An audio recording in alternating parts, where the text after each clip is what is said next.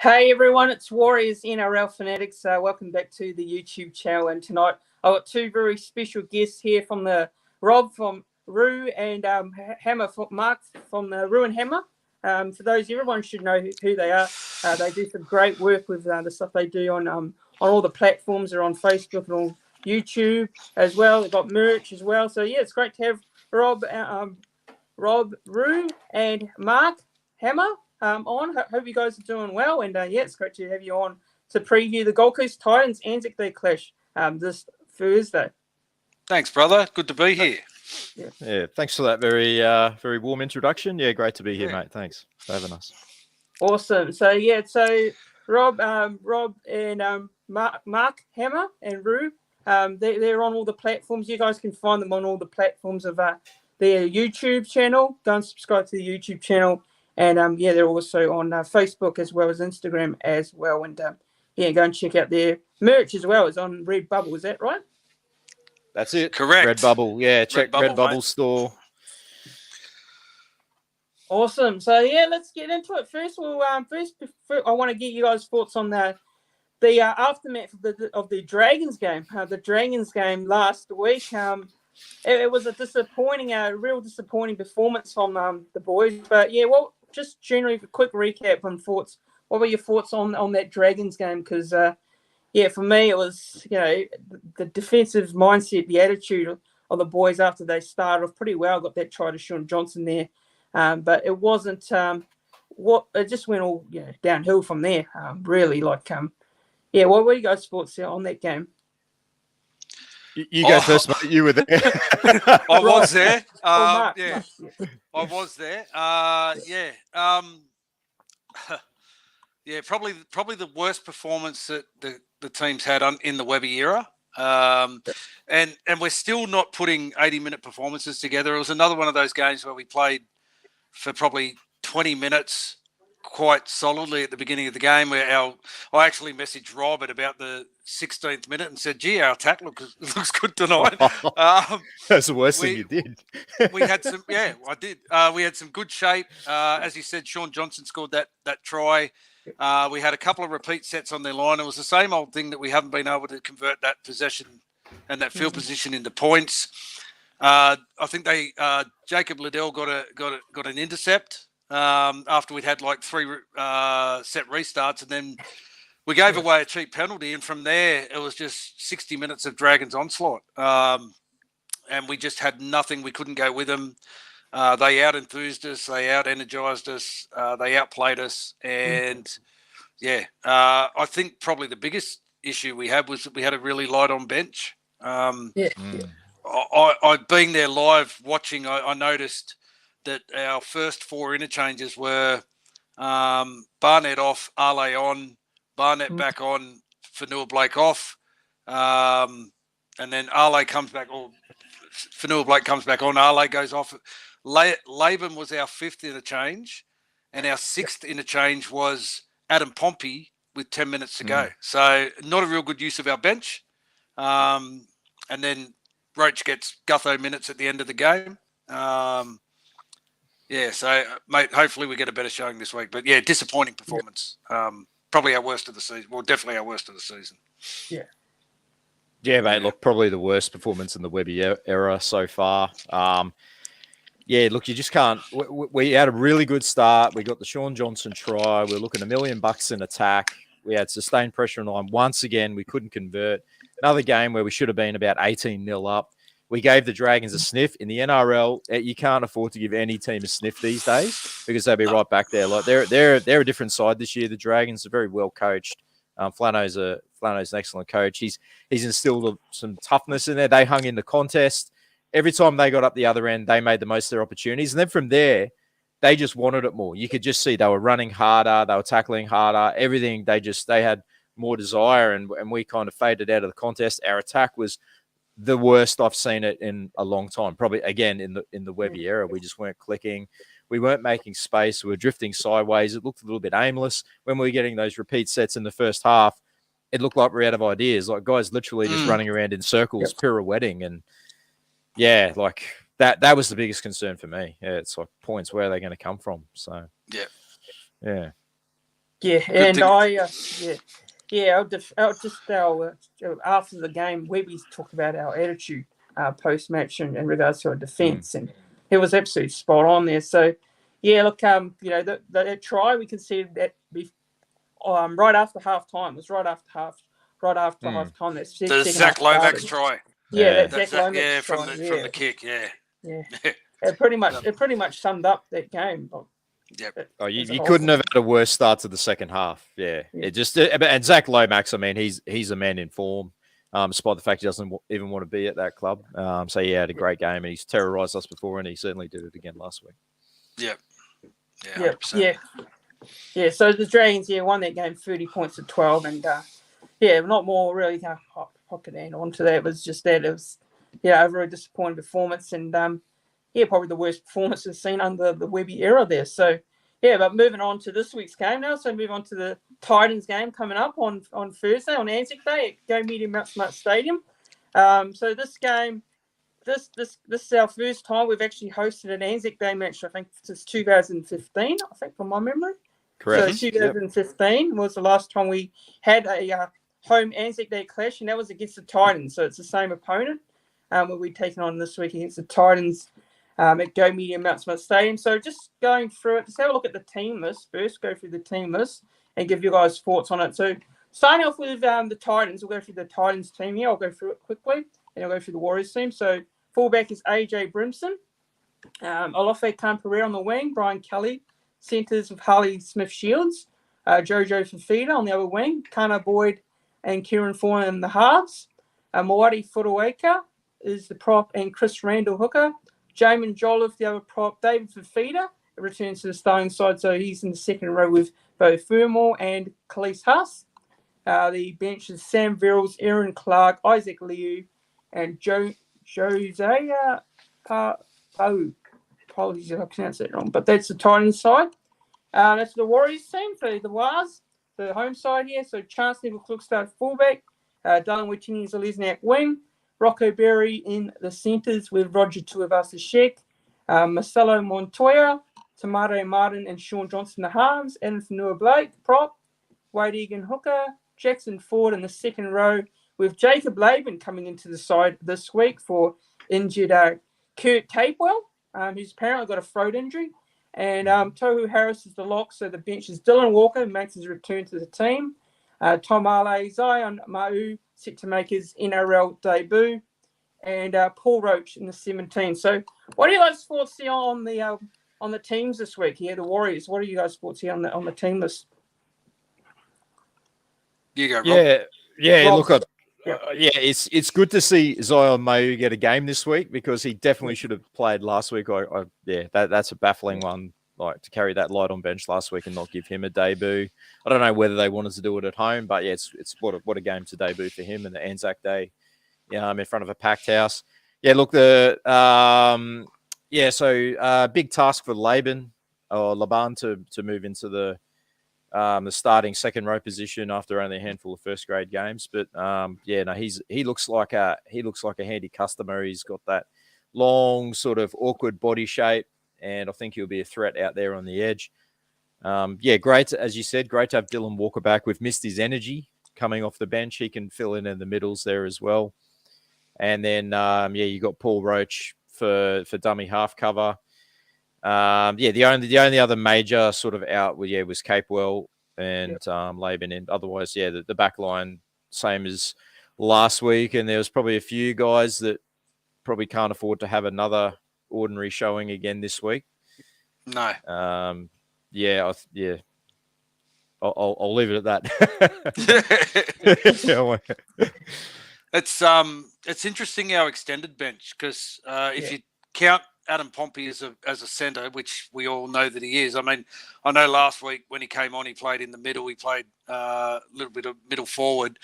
I don't know whether Webby's thinking that he might change him into a middle forward, and that way he gets more value out of him. He brings more value to the team. But if you look at the extended bench, it's four outside backs in Pompey, Chilpiki, Leatua, and Kossi, and then you've got Tanastawa Smith. So you really probably can't see any real change in that 14, 15, 16, and 17. But having both Paul Roach and Dylan Walker on the bench, I can't see Paul Roach getting much game time. I think Paul Roach is just there as a insurance in case we lose Tamati Martin or Wade Egan or Sean Johnson in this game. We know it's no secret that Sean's got a bit of a Achilles injury at the moment. They're trying to manage him through this. And I think, no offence to the Titans, but I think if this wasn't an ANZAC game, that Sean wouldn't have played. Yeah, they would have rested him.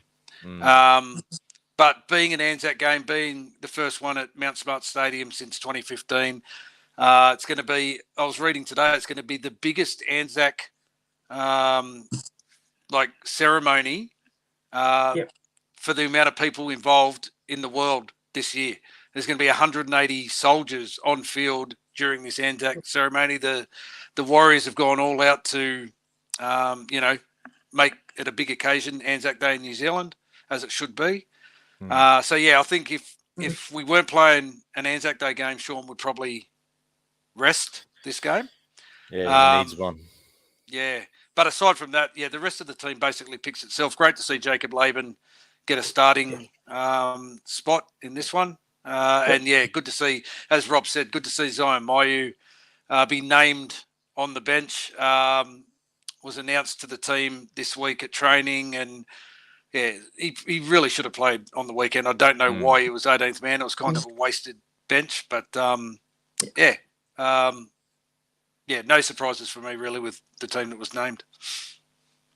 Yeah, and at the moment, if you look at our four pack, I think our depth at the moment has been really tested. Like the injuries, we've had a lot of injuries to our most experienced players like Jazz Tavanga, Bunty, Murata Niokoro. Still not sure when he's supposed to return. There hasn't been any news regards to that. So, round 14. Round 14. Round 14. Murata Niokoro, round 14. Yep. Is that the same time as Metcalf? Same time as Metcalf. So it'll be after the bye. He should be back the week after the bye. So So we got a couple of weeks to get through without him. But you're right, mate. Just on the Titans team too, I noticed crazy mad scientist Des Hasler's named the exact same 17 again. But last week and the previous week, he's had Fafita coming off the bench. So they moved Cleese Haas onto the edge and they bring Isaac Liu to start in the middle, which just gives them another bigger body. And it means that Fafita's not coming on until about the 20th minute and he's having a little bit more influence on the game. I think he scored not long after coming on last weekend. So, he's going to be a danger for them. He's a big man, big body. His work rate's improved too since he used to be a flat track bully and just play in that 20 metres in front of the goal line. But, now he's starting to do a lot more work for them. So he's a big danger for them, as is AJ Brimson at fullback, I think. I was just going to say, I worry about their speed. Like Cam Pereira on the wing, like you saw, he got a couple of tries against the Raiders at the end there. It was pure speed that got him there. Brimson is a constant threat, and our old mate Kieran Foran, Warrior, he'll be keen to cause an upset over in New Zealand on ANZAC Day. So that's not a bad side they've named, and they're just out of form. But their last, they had been badly out of. They were out of form. They were they were an okay side on paper. So they're just not playing well. Last couple of weeks they played really well. Their attack has been great. It's just their defense. So if they tighten up their defense, then they'll really trouble us. Brian Kelly, I think, has been one of their best too in the centres. He's come up with a couple of line breaks each game. Good few tackle breaks. He's very good defensively. He's like the Titans version of Rocco Berry. Kind of an unsung hero. Does a lot of that shit work. Got a good kick chase on him. But you're right, Rob. They've had two really tough games. They went down to Manly last week by 4 points. The week before, they played a Golden Point game, same as us, and went down to the Raiders by 1 point. They're on we're on a 6-day turnaround. I think they're on a 5-day turnaround for this game. So, we should have the upper hand, and on paper, we're a much better side, but we've really got to start putting it together on the field. And just looking at the Titans, I mean, for me, like the key player for them is definitely Foran. Definitely keep caring for him. Their 4-pack, like Moati Fotuaika is a very good forward there. He's played for Queensland, so he's highly regarded. And also David Fafita, of course, and they've got both Fermor as well. It's got some good forwards, Khalees Haas as well. So their 4-pack's pretty good. Although the Warriors, I think we've got the better outside backs. I think like the better back 5, personally. I think they've got more speed. I think we've got more size. Size, we've got bigger, like Montoya, Dallin, Chance will start our sets off better than Pereira, Fafita and Brimson will for them. But those guys are super quick. So if they get it a half break, that's where we may be found out. So defensively, we've got to be very sound. Very sound. Yep. Yeah, as you can see last week, they could score points. They definitely showed that against the Seagulls. And the Seagulls are a pretty strong side as well, but they definitely showed in a few parts that they were able to score plenty of points in that game. So so the Warriors definitely going to have to watch out, especially defensively, against this very enthusiastic Titans team who have been playing well the last couple of weeks. Definitely have. They've definitely improved from their first game of the season. That Raiders game, they were very unlucky to not win that game. Last week they probably could have won their game too against the Seagulls. I think they could have won that one, if not for a few moments in that game where they probably defended not great. But the Titans are definitely a team that could give the Warriors a bit of a crack this week. But really, on paper, we should be able to win this one with the side that we have. But what are you guys' thoughts? Just what are your thoughts on the bench here? Because I think Dylan Walker, Tom Ale, Zon Mo, and Paul Roach, but they've got Sam Verrills and Aaron Clark and Isaiah Liu. What are you guys' thoughts here on the bench? Because I think we've got the bench, pretty good bench there. Zion Mo, how many minutes will he get? What do you guys reckon there? How many minutes? What do you reckon he'll get? Look, I think if he gets 20 minutes, he'll be happy. Being a debut game, because they've got Tom Ale. Tom Ale will play big minutes. Tom Ale's been playing quite well off the bench for the Warriors. We're not really losing any impact when Barnett or Fanil Blake go off when Ale comes on for his short stint. Mayu's a big man though. So I don't know. It'll all depend on how his first stint goes. He may only get the one stint for 20 minutes because they're going to use first man to come on at around the 20-minute mark will be Dylan Walker. And we all know the energy and intensity he brings. Hopefully his injury he's 100% over it, because I know he injured it. He came out for one game and re-injured, and then he's been missing for a couple of weeks. So hopefully he's 100%. I mean, I like those three guys on our bench. Again, like I said, my only concern on our bench is Paul Roach. I'm not sure how many minutes he'll get, what benefit he has, and I think he's just purely for coverage in case we get a problem in our halves or with Wade Egan. But yeah, it'd be interesting to see. Yeah. Hopefully Zion can stay on for longer than 30 seconds like he did in that trial against the Tigers. Hopefully he's got that out of his system. But it'd be good to see him get a good solid 20, 25 minutes stint. Yeah. And where do you reckon, when Dylan Walker comes onto the field, where do you reckon he'll end up playing? Like in the forwards, or will he cover in the forwards here? So what do you reckon? Yeah, he'll just play in the middle. He'll just play in the middle role. Yeah, he just adds an extra dimension. This day and age, like front rowers are not true front rowers. I mean, they used to pack into the scrum and hold up a hooker. It's not that kind of front row anymore. And Walker's not a small man. He's not an overly big man, but he's not a small man. He's quite solid, and he can do that middle forward role quite well. And when he plays, he always runs for over 100 meters, gets through a ton of work for us. But it's the energy that he brings when he's on the field. He kind of lifts the team to another dimension. So really looking forward to him being back in the mix. Yeah, well said there. And just what do you guys reckon for the key players? Who do you reckon needs to have a big one for us this week for this game, or who you keeping an eye out for key matchup on the field? Rob. Yeah, look, I think Rog has been a little bit quiet lately at centre, RTS. Hoping for a breakout game from him in the centres. He looked good at fullback when he's gone back there, but yeah, probably hasn't quite put it together. Been a few mistakes in his game, so I'm hoping he has a big one. But yeah, no, it all hinges around Sean Johnson. We know that he's carrying a bit of an injury into the game. Probably could have done with a rest, but as Hammer said before, like if it wasn't an Anzac Day game and such a big occasion, he probably would have sat out the game. But yeah, like Sean Johnson needs to have a big one for us to go well. Just hopefully our attack clicks and clicks into gear for the first time, probably for the first time this season.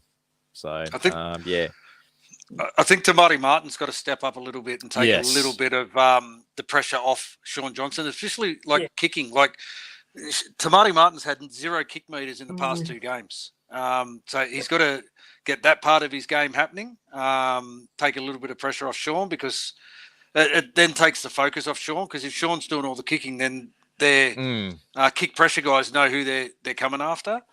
The other one for me is Chance. Chance is playing his 100th NRL game this weekend, and he's run, like his 3 games back, he's run for 250, 340, and then another 250 meters. So he's been massive for us at the back. Rob mentioned RTS, and I've got a theory about Rog. I was thinking about it over the past few weeks. Like Rogers had, he's played. This is what 6 games he's played now. Are we coming into round 7 or round 8? Round 8. It's round 8. Round 8. So he's played 7 games in a mix between centre, fullback, and wing. And every game he's run for over 100 metres. Now, I don't think Rogers run for over 100 metres 7 games straight in the past 2-3 years that he's been playing rugby. And I think maybe the workload of the NRL is maybe it's kind of just affecting him a little bit now, because he made some really fundamental errors in last week's game, and brain explosion errors as well, like touching that short dropout before it had gone 10 metres, that kind of thing, which gifted them another 2 points. So yeah, Rogers really got to step up this week, I think, and especially if what side of the field? No, it's going to be Laban's going to be on Rocco Berry's side of the field. So. It's going to be interesting. But for me, Tamari Martin, he's got to really step up and give Sean a little bit of support this week and start taking a bit of control of our plays. Yeah. For me, look, for a player that I probably thought might need to have a step up this week is Marcelo Montoya. I think last week's game against the Dragons probably wasn't his best game, but I'm saying that this season as well, like defensively, he's still getting caught out quite a few times, and I think it's my bit of a worry with Marcelo Montoya. He's been great getting us out of our own end with his runs and that, but I think his defence, like especially, gets caught out quite a few times. So yeah, I'm going to have to say Montoya probably needs a little bit of a better game for me. But yeah, other than that, like I think Montoya and obviously our halves are definitely going to have to step up there. Tamari Martin, especially Sean's. It's a bit of a he has a lot of pressure. There's a lot of pressure on Sean. He's been doing a lot of the kicking in the games this year. So I think Tamari Martin needs to step up a bit more in terms of his kicking game as well, and helping the team across the field there with his direction there. But yeah, definitely Tamari Martin as well. So yeah, those are my players for me. But like players, I think so far this year we've got Fanua, Blake Barnett. They've been playing well as well, and Kurt Capewell. How much do you guys think that a loss is that not having him in the side? Because I think Kurt Capewell is. He gets through a bit of work that you probably don't really see. He's been to the naked eye. He's probably been a little bit quiet. The start his stint. He hasn't done anything remarkable in attack. He gets through his defence. Last week, I mentioned to you, Rob, while I was at the game. It looked like he was playing injured. There was a period of the game where, and you might not have seen it on TV, where he had a trainer pretty much with him for the entire second half. And I think, Christian, you said he's got a throat injury or something this week. Yeah. He was dry. He might have got a hit in the throat because he was dry reaching quite a bit, and the trainer was kind of with him. But he got, as you said, Rob, he gets through a mountain of work defensively, and his kick chase with Rocco Berry is very good. But mate, last week he only had 25 run meters. So not a lot of involvement. But then Jacko Ford only had 30-odd run meters as well, but he came off after 59 minutes. So, I think, I mean, Capel's experience and his footy brain is what we're going to miss most without him being out there, because you're going to have a young Rocco Berry and a young Jacob Laban on that side of the field together. And I think that's the side of the field that Sean defends on as well. So, Laban's going to have his work cut out for him this week. He's going to have to really step up and have a big game. Yeah, announce his coming of age, I guess. You know. Yeah, he's definitely, the Titans will definitely probably target him in this game, especially given his experience and that in you've got Zion coming off the bench as well. So got a very young forward pack. With a bit of experience, but with a bit of young inexperience as well. So it's going to be interesting to see how they go. Happy to see these guys get some game time though. It's something we spoke about at the beginning of the year with, before the Fish signed. Losing Adam Fanua-Blake, that we wanted our young guys to come through and get some experience and some game time. So that's great that Webby's given them that opportunity.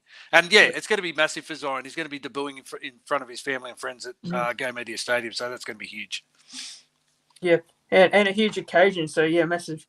Congratulations to Zion on making his debut this week on Thursday, which huge occasion as well. On ANZAC Day too. Let's hope he has a debut game like Paddy Herbert did in his debut. Exactly. At ANZAC Day. 2019. 2019 ANZAC Day. In one of your favourite jerseys. That one right there, mate. Oh. Yeah.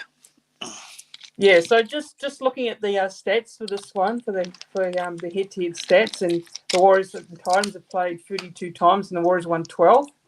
So the Gold Coast Titans have won.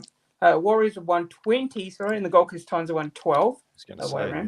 Last meetings, Warriors won there 28-18, round 23 last year, which is obviously that game I went and attended down at Sivas. So Warriors supporters. Oh, yeah. Yeah, was that when we had the supporters Potawaker got sent off? Yeah, and we had the meet and greet afterwards. Yeah. Yes. Yeah, that was a good day. Yeah. That was a really good day, yeah. Shouldn't have won that game. No, we didn't play well. We definitely didn't play well in that game. No, it wasn't pretty. No. So, Sivas Stadium, then 2022, I think. We only played them once last year. Definitely played them only once last year. Yep. From memory there. And, then we played them again in round 25 of 2022. But that don't bring up that game. Yeah. Oh, that one was at Mount Smart Stadium. That was a nightmare. Yeah. And didn't we play them early in the year in 2022? Yeah, that game. What was that? Yeah. Round 3 or something? Round 2 at Sheba Shupa, and the sun kept following us up the stadium. Oh, yeah. Yeah, I remember that. Yeah. And then was that the game where Adam Pompey got that try that we were amazed that they even awarded a try? Yeah. We didn't even know there'd been a try scored. Everyone had basically gone off the field and they reviewed it. Yeah, that's right. Yeah, stinking hot day, that one. Yeah, always is at Seabus. Yeah. Good place to watch footy, though. Great place to watch footy. Very good. Yeah, great venue. But, the form guide there. So the Warriors have won 3 and lost 1. To the Dragons and drawn to the Seagulls, and the Titans haven't yet to win a game. They've lost 5 in a row. So look, moving into the prediction now. So what do you guys reckon the prediction for this game? What are you thinking of a score prediction and an anytime try score and a first try score for this one? Hammer. I think the home, after last week, I can't, I'm not 100% confident. And the Titans, as we've all said, the Titans have been playing some good footy the last 2 weeks. I will say I think that the Warriors will win. I think it'll be maybe 8 points in it. It'll be close. I'll go first try scorer, Adam Fanua-Blake. Anytime try scorer, Dallin Watene-Zelezniak. And I'll do what I did last week. I'll make it a true hyphenated surname multi, and we'll go Adam Fanua-Blake, Dallin Watene-Zelezniak, and Chance Nickel-Kluxter as anytime try scorers. There you go. Oh, love it. Absolutely love it. Mate, I'm going to go. I think it's going to be a very close game. I think it'll be similar to last week. I think there'll be a lot of tries scored. I'm going to go Warriors by 6. And first try scorer, Jacob Laban. Hey! Yep. And anytime try scorer is AJ Brimson. Okay. He always manages to get across the line against us. Yep. And Bo Fermor. Oh. But for some reason, Bo Fermor scored a lot of tries against us. For the Titans, Yeah. the Warriors anytime try scorers, Dallin, Sean. Shawnee again. Yeah. Sean's a special. He used to love playing against the Titans. Yep. So hopefully that continues, even if he's on one leg. Yeah. Yep. I'm going to go Warriors 32-16. Oh wow. Yep. Ooh. Yeah. We got points in us. Christian thinks we've got points in us. I like that. Yeah. They're taking it back, baby. Yeah. Because since the Rabbits game, that's one thing we've struggled with is being able to convert our possession into points. So I love your confidence, mate. Yeah. Okay. I think it'll start to click it together in this game. So yeah, I'm going to go Warriors 32-16, and first try scorer I'll go with Chance. I'll go with Chance CK there. Chance to score first, and anytime I'm going to go Dallin Watene-Zelezniak. Of and course. I think Wade Egan from dummy half to score. Wigan. He's a smoky. He's a smoky. Score. Yeah. And Jacob no look try from dummy half. Yep. Yeah. Yeah. Yeah. So just popping into the chat, so I'll see the viewers here see what they've got to say. So Mel is saying here, evening boys, I'm not impressed with RTS if I'm honest. I actually think the team plays better without him. Titans will be up for this. Crossing fingers for this one. So, yeah, what do you guys say just on that comment? I think in the apart from the past probably 2 games, I think Rogers played quite well this year. So, yeah. But yeah, he's had some mistakes in his game the last 2 games, and he really needs to get that out of him. Yeah. Absolutely. Yeah, and Jose saying, I think the Warriors need to put on a big score. I'll just be happy with the win. I would agree. Yeah, me too. Yeah, I would love that. Nothing more. I'd love that. Yeah, definitely. But I'd just be happy with anyone. Yeah, anyone. So that'll do for me. So yeah, the betting prices at Sportsbet have got the Warriors at $1.21 there. Titans are paying $4.45. Yeah, $4.45. Well, I mean, they haven't won a game, so you can't really have. Yeah. And I think the Warriors being at home, that's a massive advantage for the Warriors having that home crowd. It's going to be a massive occasion. And one thing we've known in the past is that they've lifted for massive occasions at Mount Smart Stadium. So yeah, hopefully they can lift again.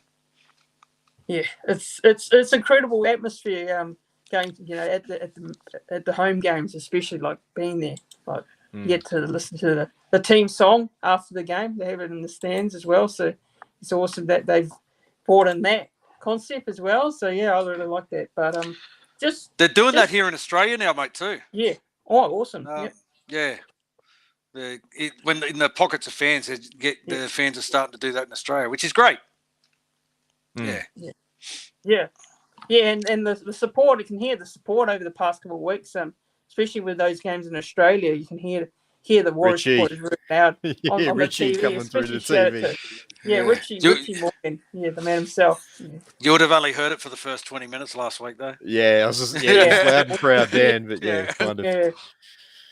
But I heard it in the South game, and then heard it in the Yeah, just heard Richie's Warriors. Yeah, he's got a distinct voice, old Richie. He does. Yeah, he does. Yeah, so just on the Warriors jersey now. So the ANZAC Day jersey. What are you guys' thoughts on the whole ANZAC jersey? Because I actually do like it. I'm a big fan of it. You got the New Zealand Australian flags there and the red stars there by the Warriors logo. I actually really like the colours as well. And what are you guys' thoughts here on the ANZAC jerseys? Because it's kind of mixed views from a few Warriors supporters out there at the moment. But what are you guys' thoughts on the jerseys? I'm a big fan of it. When it was released last week, Yeah. I was a huge fan. Yeah. We've got a bit of a chat group, Rob and myself and the boys from over the ditch, Brad and Richie. And I was a big fan, and I was going to buy it, and then I saw it in person at the game on Friday night. Mike, who comes over to all the games from New Zealand, was wearing it, and seeing it up close and in the flesh, I kind of changed my attitude towards it. Now, I'm a massive fan of the original flag jersey. It's one of my favorite jerseys. So seeing that incorporated into a jersey, I was really excited. I just think it's a little bit busy. And I'm not a jersey designer, so don't take what I say. Just take what I say with a grain of salt. But I think the whole sunrise orange in the middle of the jersey kind of makes it a little bit too busy. It's I love the flag concept. I love the big fern that they've got.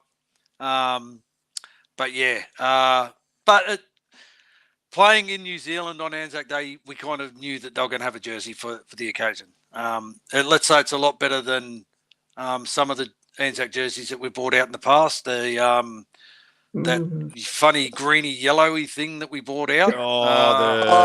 The khaki one. The baby poo coloured one. Yeah. And the stained glass one. The stained glass window one. Jeez, yeah, that's. Yeah. I'm still a fan of that. I still reckon that's probably our best ANZAC. That's still our best ANZAC jersey for sure. One of our best jerseys.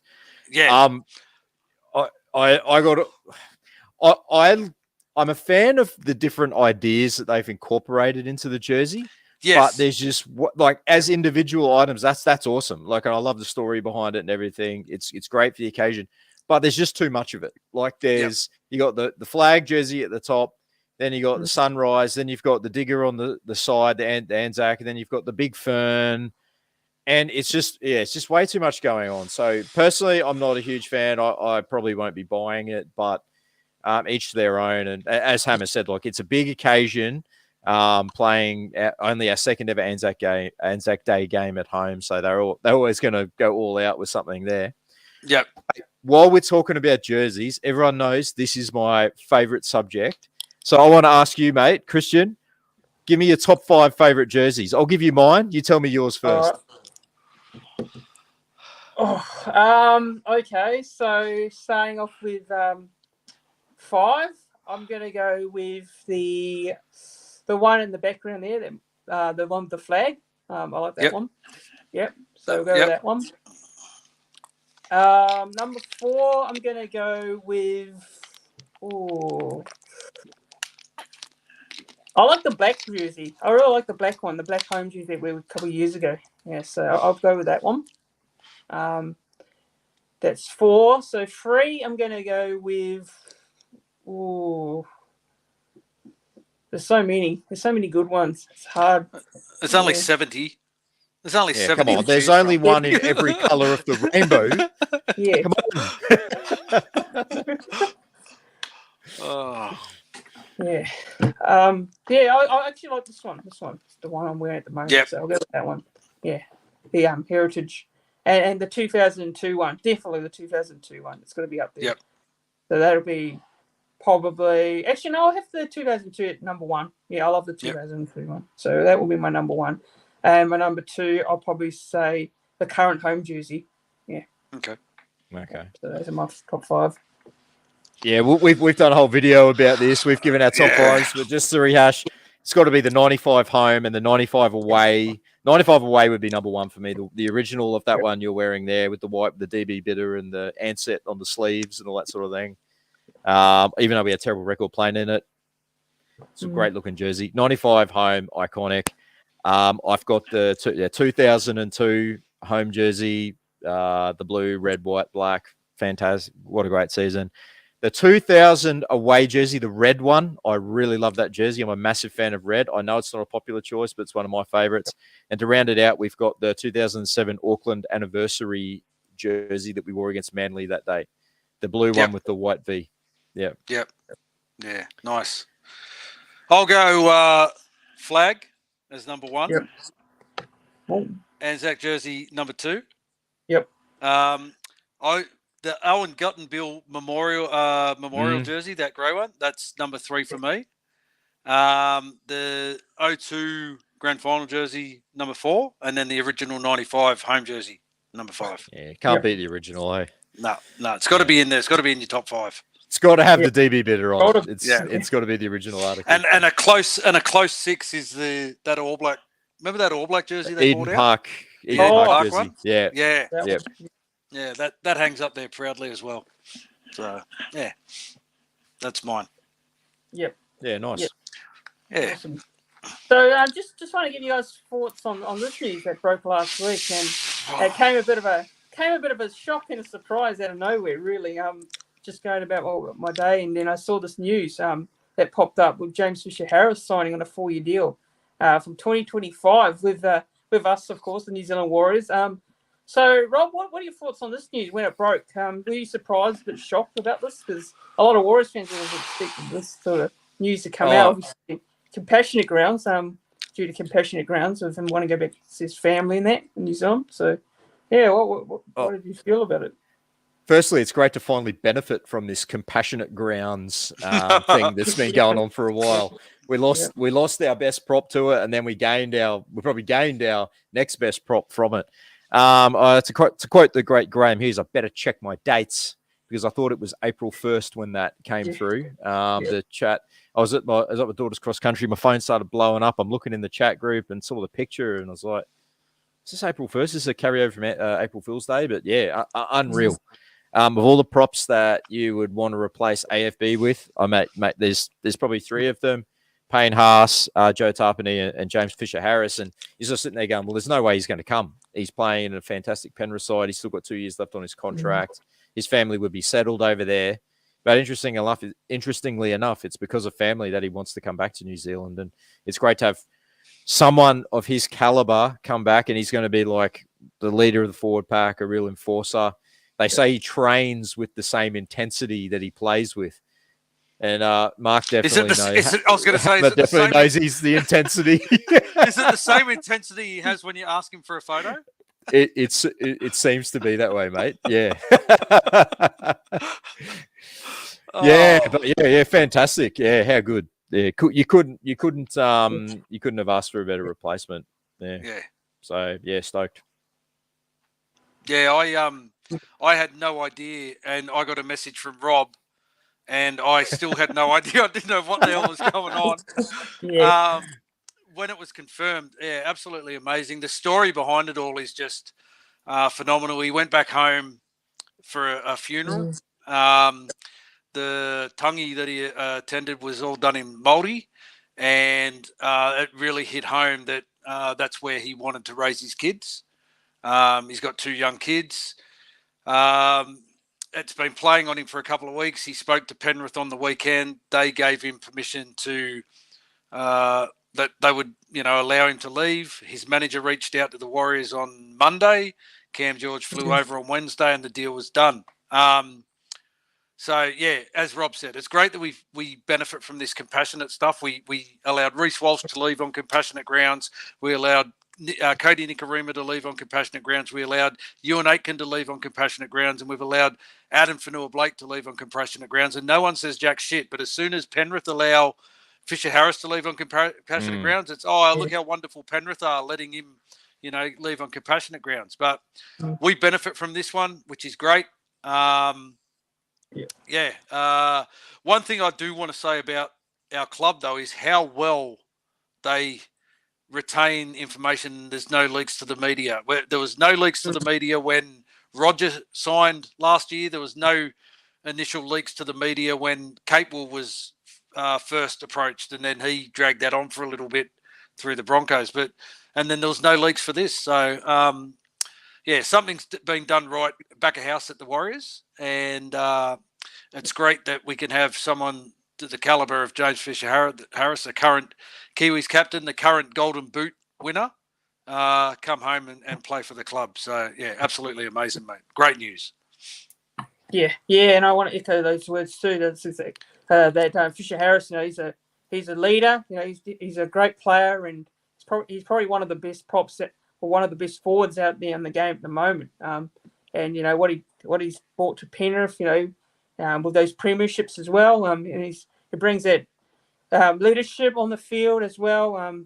That hard-nosed type player as well. And Fisher-Harris for me, he's a great signing. The interesting story about this too is that when Adam Fanua-Blake was asked for a release for compassionate grounds, the Warriors kind of reached out to Penrith to see if they'd do a swap, and half jokingly, half serious, and Penrith kind of laughed it off. I bet they're wishing now with hindsight that they had have accepted that deal because Cronulla have gained Adam Fanua-Blake, and the Panthers now on the hunt for a decent problem. As we know, because we've been throwing money at guys like Molo and Hamlin Ueli. That's the thing, isn't it? How close we came to throwing the kitchen sink at Braden Hamlin Ueli. I'm not having a go at him in any way, shape, or form. Yeah. But like to throw 750, 800,000 a year at him, and then imagine if we'd signed him, and then this situation arose, and we just wouldn't have had the cap space to offer to Fisher-Harris. So it's been, mate, blessing in disguise. Thanks for turning us down, champ. Yeah. Yeah. And Jose's actually asked you guys a question. He said that if you had to choose to keep Adam Fanua-Blake or still play with James Fisher-Harris, what would you boys choose? So, AFB. Yeah. AFB. I'm the 100%. same. Yeah. AFB's run meters. He plays long minutes. His run meters, his post-contact meters. He's got a great offload in his game. He runs hard. Fisher-Harris does a lot of link work, like what Tohu does for us at the moment. I was really interested to watch him play on the weekend now that we've signed him. I thought I'll just have a look and see the difference. AFB is like that guy that charges into defence and, gets good post-contact meters and that. Fisher-Harris doesn't do that. It's a different style of play. Whether Webby's going to change him into that AFB style of player, I don't know, or whether that's going to be what Bitch Barnett does. But, I think nothing against James Fisher-Harris, but when they talk about the best props in the comp and they talk about the top 4 or 5 being Payne Haas, Fisher-Harris, Moses Leota, Joe Tarpanay, and Adam Fanua-Blake, of those 5, in my opinion, and it's just my opinion, Fanua-Blake is the best of that lot of props. He's the best for me. I rank it Fanua-Blake, Payne Haas, and then they can argue the other 3 in whatever order they want.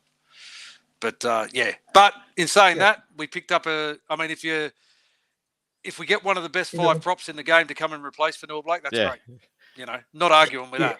Have to be happy with that. Yep. Yeah, absolutely. It's good because there's also a bit of worry with that with Fanua-Blake leaving. Who are the Warriors going to play in that position? Who they're going to bring in? And there was talks around Braden Hamlin-Ueli, which I'm glad we didn't get now. So really glad thankful that we were able to get Fisher-Harris instead. So there's also just a bit of news as well. I saw some news regards to young Penrith young brother of Nathan Cleary, Jet Cleary. Apparently, this rumor was last year. There was rumors last year that the Warriors were trying to target him. So what are you guys' thoughts here? Obviously, it's just a rumor at this stage. But what are you guys' thoughts here on a potential of Jet Cleary, the brother of Nathan, coming to the Warriors? Do you think it's going to happen or not likely? Can't see it happening. I can't see him leaving Penrith. I can't see him leaving his dad, who's a coach, leaving his brother. Yep. The fact that he plays in the halves and Jerome Luai's leaving, there's an opportunity that he could be playing in the halves with his brother at Penrith. Yep. There's always a lot of these linked players at the Warriors. The one thing about Jet Cleary is he was born in New Zealand, so he's eligible to play for New Zealand if he wants to. But yeah, I don't see anything in that one, mate. I just think it's some regurgitated story that won't come to fruition. And if it does, great. But yeah, I don't think it will. Yep. Rob, what are your thoughts? Yeah. I think it's just that the Cleary DNA is so strong at the Warriors that they throw that in there. As Mark said, he's born in New Zealand, so. But yeah, exactly as you guys have just said, he'll want to play in the halves with his brother, with his dad as the coach. So why would he leave? I mean, the only thing you can think of is it's a Sean Johnson replacement, although we just re-signed Metcalf as well. So yeah, I'd be very surprised if it happened. I think it's just all rumours at the moment. Yeah. And Sean's looking like he's going to go on again next year anyway. If you can read between the lines of the chat that's happening between the club and the interviews that he's given, and Fisher Harris coming back now. I think we'll get another year out of Sean, and that gives us another year to look around and see what's available. And who knows? We may be able to pick up another big name player to replace Sean in a year or two. So yeah, wait and see. Players are wanting to come to Warriors now. Webby's got a great coaching philosophy. We've got some success on the field. We're building something there. People can see that. So we'll see what happens. Yeah, and Jose is just asking here, have you guys spoken about Sean Johnson needing a rest? Do they wait for CHC to come good before Sean Johnson resting? So yeah, what are you guys' thoughts there? Just a question here from Jose. Well, I think he's going to be rested. I think you'll find he'll play this week, and he won't play against Newcastle because he is carrying an Achilles injury. It was noticeable. Actually, I didn't pick it up. My partner Danny picked it up. It was noticeable in the game on the weekend. She said, "I think he's limping." I think he'll get a rest next week against the Knights. Who comes in and plays in that 7 jersey? I have no idea at this stage. No idea. We'll have to wait and see. Yep. Rob, what are you thinking? He's definitely going to need to sit out 1 or 2 games this year. Yeah, I guess against the Knights is as good a time as any to do that as well. They're missing Ponga themselves, so well, that'll obviously be an away game, but you don't want it to get to the stage where it just gets worse and he misses game time at the back end of the year. So it's one of those. I think I heard somewhere it's one of those ones you just got to manage the workload on it. So hasn't really been training too much either. No. So yeah. Yeah, I think he'll get a rest. At some point, probably around that. I'll say the Knights. Yeah, probably the Newcastle Knights game. I think he'll get a rest there. But whether they bring in Chanel back into the side, but I'm not sure what the goes with Chanel because obviously he pulled out last week. Well, he was injured last week, so I'm not too sure what the go is with that injury. And not named this week, So not named this week as well. So but so just why don't we go through the games quickly, and I'll just give a bit of a shout out to the Parkways team afterwards. So the games this week, the ANZAC Day Clash round. So give guys your quick tips. Yep. So obviously the Warriors Titans game, we've already gone through that one. So the next game sees the Sydney Roosters and the St George Illawarra Dragons. What do you reckon here? I've gone with the Roosters here, 1-12. I think they'll get it done. But the Dragons were impressive last week. They were definitely impressive. But what are you thinking here, Hammer? What do you reckon? Roosters get Dom Young back on the wing. Sam Walker comes back in the halfback. I think they'll be too strong for the Dragons. So I'll pick the Roosters. Anzac Day games are always close, though. Both teams always lift. It's that occasion. I don't think there'll be much in it. I think it'll be about 6 points in it. Upset Dragons by 2. Oh, nice, awesome. Will it be a Zach Lomax 2-point field goal? Sure, why not? What's he going to do that against us? Yeah. Storm and the Rabbitohs. So very interesting, different. So different to what we used to seeing with the Storm and the Warriors. God, we're not playing them. We're not playing them this time. It's the Bunnies that have to unfortunately make that trip up to Melbourne to take on the Storm. So, Oh, poor bunnies. yeah, Sucked in. yeah, the Bunnies, man, they're in a rubble at the moment with Dimitri. Don't know if Dimitri's still coaching this week, but yeah, Storm 13 plus for me. Pretty straightforward, simple. Yeah. What about you, Rob? They're Storm by 20. Yeah. Damien Cook returns from his one-game Ooh. exile in reserve grade. You didn't mention that. Sprinkling of sand all over Amy Park, so he gets his beach sprinting happening. Yep. The seagulls are always there, so he'll be right at home. Nah, Storm in a canter, I reckon. Yeah, they'll do it easy. Yep, and the Manly Seagulls versus Parramatta Eels. Speaking of another team that's under a bit of the spotlight at the moment, it's the Parramatta Eels, and Brad Arthur, who's come out last week and blasted his team as a junior grade team. I think he said along the lines of, our team's playing like park footy team. Parramatta, I think Seagulls win this one. But I'm actually going to go 1 to 12. I know last time these two teams played, it was a pretty close game. So, what do you reckon, Hammer? Here, do you reckon the Eels are a chance, or Manly should? I've got to laugh at coaches that come out and slam their team and then say that they're going to make all these mass changes. And he made one forced change because of injury with Dejan Arzi out. They bring young Ethan Sanders in at 5'8" to play his debut, and then he announces he's signed to go to Canberra. That's a clown show over there at Parramatta. Sea Eagles, they get Josh Aloiai back from suspension. I think the Sea Eagles 13 plus. Yeah, I think that Manly fullback is going to be way too good, Travojevic. Yes. So I think, Sea Eagles by 14. Yep. And the West Tigers taking on the Brisbane Broncos, a team that's had a few injury issues this year, the Broncos, but they've found some form. Played really well last week. They actually carved up the Raiders down in Brisbane. What do you reckon here? I'll go Broncos. Broncos should win this one for me, but what do you reckon here, Rob? Yeah, Donkeys by plenty. The superstar Reece Walsh, the universal soldier, will destroy them. Broncos by 24. Yeah, Broncos by about 20. Adam Reynolds is back. Payne Haas is back. Brendan Piakura is all back. So Ezra Mam is out though. Ezra Mam is out. So Jock Madden goes to the 6 for this one, but I think Reynolds is a big in. Payne Haas is definitely a big in. So yeah, Tigers are having a bit of a crack this year, but yeah, I'd say Broncos by about 20.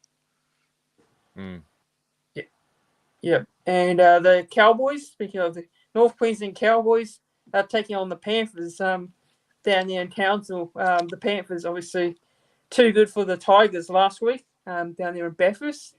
And the Cowboys, just a real disappointing performance against the Sharks. So they got absolutely towed up. So, yeah, from there, I'm going to go Panthers easily. Panthers, definitely Penrith 13 plus down there in Townsville. I think they'll be too strong. So, yeah, what about you, Mark? Our mate Clint Howard, a.k.a. Toddy Payton. And if anyone doesn't know who Clint Howard is, go and bring up a photo, Google Clint Howard, and then have a look at Clint Howard and Toddy Payton together, and you'd say they're separated at birth. And we love Toddy. We love Toddy. We've had him on our good friend of the show. Yeah, good friend of our show. We've had him on for a chat. But he's another one that came out and blasted his team and said there's going to be wholesale changes, and then he just moved them all around. He brought Griffin Neem off the bench into the starting spot. He put Ruben Cotter back to lock, and Tom Gajewski's out of the side, and Thomas McKaylee comes in. That's all he changed. Panthers, Nathan Cleary's back this week. Taylor May also back. Panthers. I think Panthers will get it done by about 12. Panthers will be too clinical for the Clint Howard production. So I'm going to go Panthers by 14. Yep, and Dolphins versus Knights. So see that Caleb Ponga is a massive out for the Knights, especially for Queensland as well. But being for me, this Reece Walsh should be the fullback for me. But the Dolphins, man, they've been really impressive. The Dolphins this season, they've had so many injuries as well, and their depth has been tested quite a bit. But at home, I'll take the Dolphins here. I'm going to go Dolphins 13 plus. The Knights without Ponga, they're going to really struggle. So yeah, not. What about you, Hammer? Dolphins, mate. No Ponga, no chance for the Knights. Dolphins easily. Yep, they've been a bit patchy this year, the Dolphins, but yeah, that second half in Darwin last week in the heat was phenomenal. They put on 8 straight tries. They're going to have too much for the Ponga-less Knights. So I'll go them by 18. And then the Raiders versus the Canberra Raiders versus Sharks. Actually, this is a quite a tough game to pick, but based on last week, you'd say the Sharks, but the Raiders will want to bounce back as well from that loss to the Broncos down in Brisbane. So, Rob, what do you reckon here? Do you reckon the Raiders can bounce back, or you reckon the Sharks will get another win here? Yeah, look, the Raiders are a different team at home. They always play well there in the nation's capital. It's probably starting to get cold down there as well. I just think the Sharks will have a little bit too much class. I think it'll be close, but I'll go Sharks by 6. It's a young backline at the Raiders. They've got Chevy Stewart at fullback. They've got Schiller on one wing. They've got Ethan Strange playing 5'8". Jamal Fogarty's now out. They bring KO Weeks in to play halfback. I think there's going to be a lot of inexperience in that Raiders backline. I just think the Sharks. I mean, Braden Trindle's out for the Sharks this week with that indiscretion he had where he got picked up, failed a roadside drug and alcohol test yesterday. I just think the Sharks have got quite a bit of form all across the park. So I go the Sharks in this one. Yeah, I'm actually going to go completely different to you guys. I'm going to go with the Raiders here. Yeah, Raiders 1-12 at home. So I reckon they can bounce back there against the Sharks. But yeah, those are the games. So just quick, I want to give a bit of a shout out to our Pathways team. So last week, our Pathways teams and our Jersey Flag under-21s and our Harold Matthews teams both got wins, as well as our New South Wales Cup team as well. The Harold Matthews Cup team last week beat the Bulldogs in the grand final qualifier. So they're through to the grand final in their first season. And, they're taking on the Western Suburbs Magpies this Saturday on the 27th of April down at Combank Stadium. It kicks off at 12 p.m. there in Australia. So 3 p.m. I believe in New Zealand. So so shout out to them and all the best to them as well. They take first season and they've done a great job as well. So they've done a massive job because they lost their first 3 games and then they've won 7 of their last 8 games. They beat Parramatta in the 3rd versus 6th elimination final where we finished 6th. Parramatta finished 3rd and were undefeated. Then they played the Bulldogs, who are the minor premiers, who are undefeated, and they beat them 12-10. And now we're coming up against the West Magpies team, who are also undefeated. Because it's only a 9 or 10 week comp, the Harold Mats. So 3 undefeated teams back to back to back. I reckon our boys can get it done. Looking forward to it. Yeah. Well said there. Yeah, and all the best to them as well. And good luck to all our teams this week, especially. So if anyone's in Sydney and they might as well get down there and cheer on the boys and give them the support that they need. So that's Mark there. So Rob Hammer, so he'll be going to the game for sure. I'm pretty sure there. So you're going to the game. I'll go. I'll get out there, mate. Yeah, nice. I should finish work about 9. Get home, have a shower, and then go and watch the boys. Yeah. Awesome. So that pretty much wraps it up, everyone. So wraps up tonight's show. So thanks to Hammer and thanks to Rob for coming on. I really appreciate you guys giving your time up because I know how busy you both are this week. So really appreciate that. And thanks for coming on. No worries, mate. Always a pleasure. Us, mate. Yeah, always a pleasure. Awesome. So thanks to the viewers for watching. Make sure you do go and follow Hammer Ruin Hammer on all the platforms. So they're on Facebook, Instagram, and they're on YouTube as well. Go and subscribe to their YouTube channel. They do a lot of their live shows, pre-recorded content as well. They do vlogs as well when they go to the games. So yeah, just go and check them out on their platforms as well. So really appreciate everyone for tuning in and watching. And if you're watching it back, make sure you do like the video. Make sure you click the thumbs up button. Subscribe to the YouTube channel as well if you haven't done so already. And yeah, I'll be back tomorrow with another YouTube live show as well. Got some special guests lined up for that one. But yeah, in the meantime, take care, everyone. Have a good one. Up the Wars, and yeah, go the Warriors, and yeah, enjoy your ANZAC round footy. Cheers, everyone. Up the was.